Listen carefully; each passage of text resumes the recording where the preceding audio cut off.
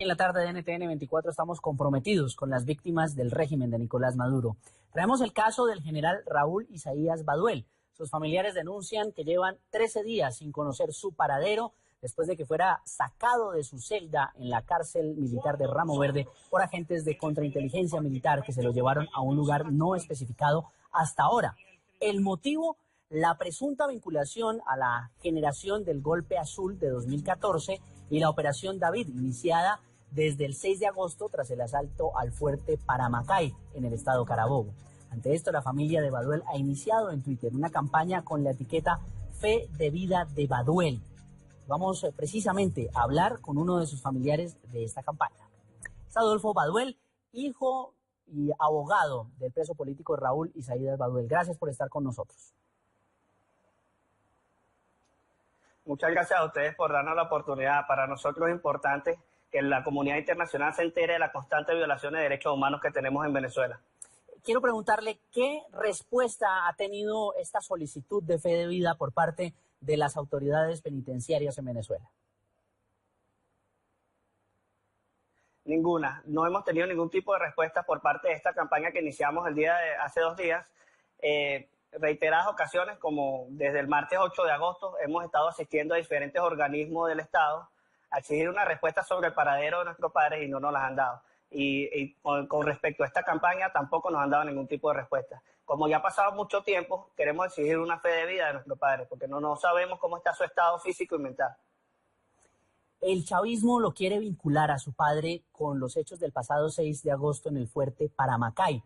Pero uno se pregunta, conociendo lo que hemos podido saber de parte de ustedes, los familiares que están, de personas que están detenidas en Ramo Verde, como era el caso en su momento de Leopoldo López, el caso de ustedes, de las estrictas medidas de seguridad, ¿cómo es posible que un preso pueda tener un contacto con el exterior para planificar una acción que se mostró de alguna manera sofisticada y muy planeada?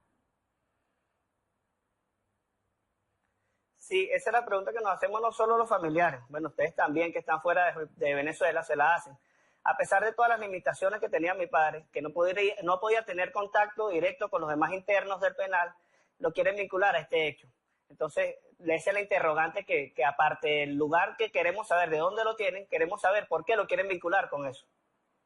Ahora, ¿qué imagen tiene el chavismo de su padre? Un hombre que en un principio estuvo cercano a Hugo Chávez, pero que ahora está en esta condición. ¿Por qué le hacen esto? Bueno, es porque mi padre es contrario a los ideales que tiene la institucionalidad democrática. Se ha convertido en un enemigo para el régimen de Venezuela. Y desde hace 8 años mi padre está injustamente preso debido a eso. Pero la persecución política en su contra se inició desde el año 2007. Y que fue cuando manifestó públicamente su posición. ¿Y eso usted cree que todavía se lo siguen cobrando? Cuando manifestó públicamente su posición. Sí, porque en reiteradas ocasiones, bueno, mi padre no solamente un día antes de que se cumpliera su injusta pena, le imputaron unos nuevos delitos y el cual no pudo recobrar su libertad plena, que es la que la ha mantenido en este cautiverio actual. Bueno, naturalmente ustedes hace ya más de 12 días no tienen un contacto directo, no saben dónde está su padre, pero lo que usted pudo intercambiar en su momento, las veces que pudo conversar con él, ¿qué pensaba él de la Venezuela actual? ¿Qué información le podía llegar de lo que estaba ocurriendo y cuál era su postura desde la cárcel? Era muy limitada la información, solo la que le podíamos suministrar nosotros directamente, ya que, como le dije en un momento, durante las visitas no existía ningún tipo de privacidad, no podíamos hablar mucho sobre el tema, pero mi padre siempre ha estado comprometido con el rescate de Venezuela, con el rescate de la dignidad y de la democracia plena en Venezuela. Entonces sí se manifiesta su profunda preocupación por la situación actual que tenemos. ¿Él en este tiempo produjo algún escrito, le permitían generar algo que pudiera expresar su pensamiento en este momento? No, porque aparte de las limitaciones, bueno, en su celda lo acompaña nada más su cama y un baño, más nada, no tiene acceso a ningún tipo de medios de prensa, televisivos, bien sea periódicos o redes. tampoco podría tener comunicación directa con los demás internos, entonces su conocimiento de la actualidad venezolana era muy limitado, salvo lo que nosotros le decíamos. Ahora, conociendo las denuncias que incluso han llegado a oídos del alto comisionado de las Naciones Unidas para los Derechos Humanos sobre tratos crueles e inhumanos a los detenidos durante las manifestaciones y también la situación carcelaria, ¿ustedes qué temen? ¿Qué puede estar ocurriendo con Raúl Isaías Baduel en este momento? Tememos porque hemos recibido muchísimos mensajes anónimos y llamadas donde nos manifiestan que está siendo torturado. Tememos por su vida, por eso nos motivamos a exigir una fe de vida al régimen de Venezuela, porque no sabemos si mi padre está siendo alimentado, si está siendo torturado, si está siendo maltratado. Y ese es nuestro principal temor.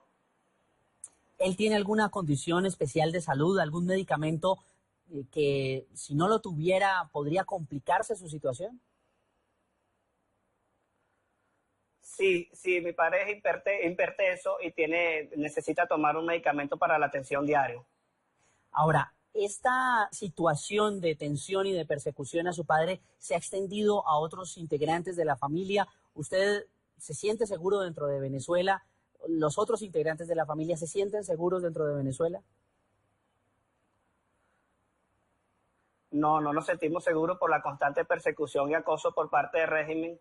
Y también es de conocimiento público que desde el año 2014 mi hermano Raúl Emilio Baduel también está injustamente encarcelado por pensar distinto al régimen que está instalado en Venezuela. Cabe destacar que mi hermano ha sido torturado y ha sido trasladado a 6 centros penitenciarios de alta peligrosidad aquí en Venezuela.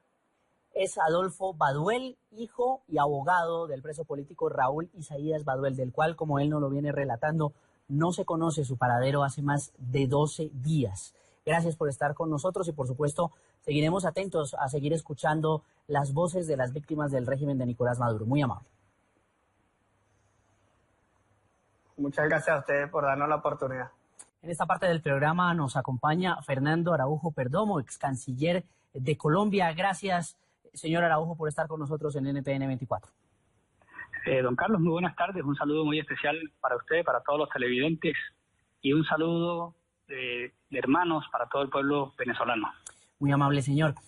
¿Cómo queda el presidente Juan Manuel Santos con este ofrecimiento de asilo para la fiscal Luisa Ortega? ¿Qué cartas está jugando el presidente colombiano frente al régimen de Nicolás Maduro? Bueno, es evidente que en Venezuela no hay garantías para las personas opositoras al gobierno del presidente Maduro, a la dictadura del presidente Maduro. Por eso la fiscal ha huido hacia Colombia, porque teme que el gobierno de Maduro tome represalias por sus muestras de independencia. Por eso la Asamblea Constituyente la destituyó. De manera que Colombia lo que ha hecho es tomar distancia frente a la dictadura venezolana y ofrecer el derecho de asilo, que es un derecho que está regido por la Convención de 1951 y que es un derecho que cobija a todos los ciudadanos de nuestros pueblos. Esa convención está firmada y ratificada por todos los pueblos de Latinoamérica, de manera que no estamos haciendo nada distinto de aplicar el derecho que rige las relaciones entre las naciones. Esa aplicación, ese apego, ¿le puede traer al gobierno de Colombia un conflicto diplomático con Caracas, con el régimen de Nicolás Maduro? ¿Por qué Juan Manuel Santos quiere exponerse a eso? Hombre, yo diría que no debe producirse realmente esa reacción, aun cuando todos conocemos que el gobierno de Caracas actúa más con base en impulsos que con base en las reglas de las relaciones internacionales. Yo le pongo, por ejemplo, el hecho de que muchos guerrilleros de Colombia hayan estado durante muchos años y sigan estando, por ejemplo, los jefes del ELN en territorio venezolano, casi que protegidos por el gobierno de Venezuela, y a pesar de eso, el gobierno colombiano ha mantenido una actitud muy prudente frente a esos hechos que radicalmente vulneran la seguridad de Colombia. Lo pongo como ejemplo solo para demostrar que Colombia tiene todo el derecho, y más en el caso de la fiscal Ortega, de ofrecerle asilo y de recibirla con los brazos abiertos. Porque además hemos tenido una historia de fraternidad con todo el pueblo venezolano y es lo que siempre nos ha caracterizado a los colombianos de mantener unas buenas relaciones con los ciudadanos, que no con los gobiernos, cuando los gobiernos son espurios y no representan la voluntad popular.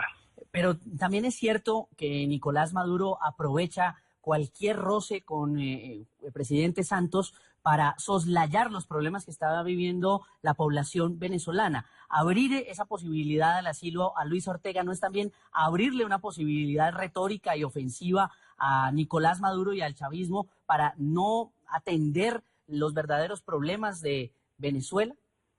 No, el presidente Maduro y sus colaboradores, todos sus adláteres, se han distinguido porque en cualquier ocasión encuentran pretextos para culpar al resto del mundo de sus problemas y de su incapacidad para gobernar Venezuela. De manera que lo que no les hace falta hoy, se lo inventarán mañana. Siempre tendrán una excusa, siempre tendrán un ogro exterior para concitar una supuesta amenaza contra Venezuela.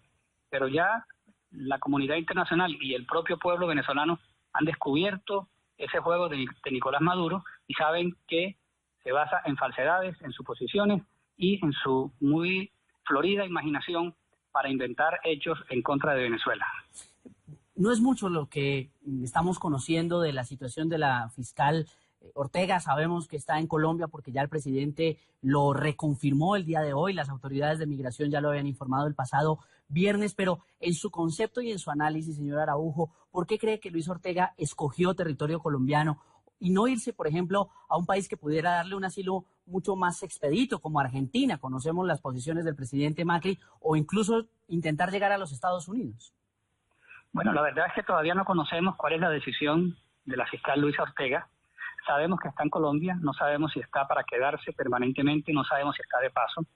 Lo cierto es que ella, desde su posición de fiscal, tiene mucha información sobre los actos de corrupción y los actos ilegales que se han cometido por parte de altos funcionarios del gobierno y de la dictadura del presidente Maduro, lo cual la hace un blanco muy importante si la solicita en Colombia o en cualquier otro país en donde la solicite.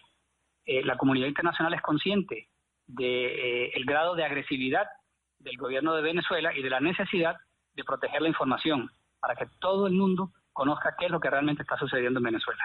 Y precisamente esa información, incluso el expresidente Álvaro Uribe hablaba de que la fiscal Ortega podría tener en su poder información sobre los nexos de las FARC con el gobierno chavista, todo lo que está surgiendo relacionado con Odebrecht. Pero si a la fiscal Ortega le procede el asilo y se queda en territorio colombiano, ¿hasta qué punto una persona que está en esa condición migratoria puede suministrar información, puede ser útil a esas investigaciones, y cómo el gobierno colombiano entra a facilitar esa posibilidad?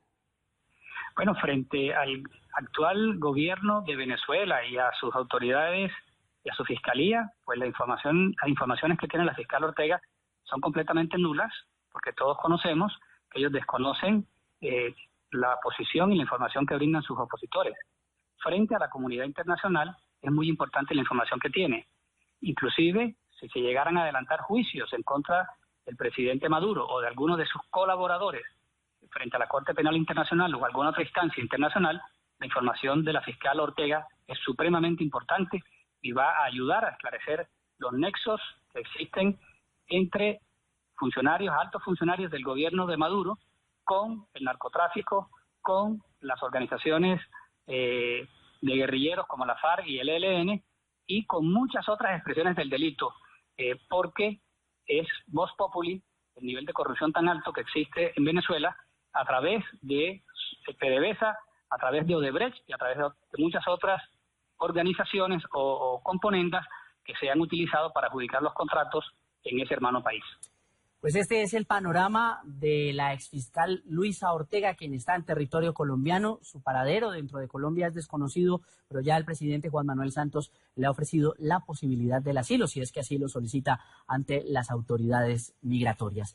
Ex canciller Araujo, como siempre, gracias por estar con nosotros en NTN 24. Pues muchas gracias por invitarme y para mí ha sido un placer colaborar en este programa. Muy amable, señor.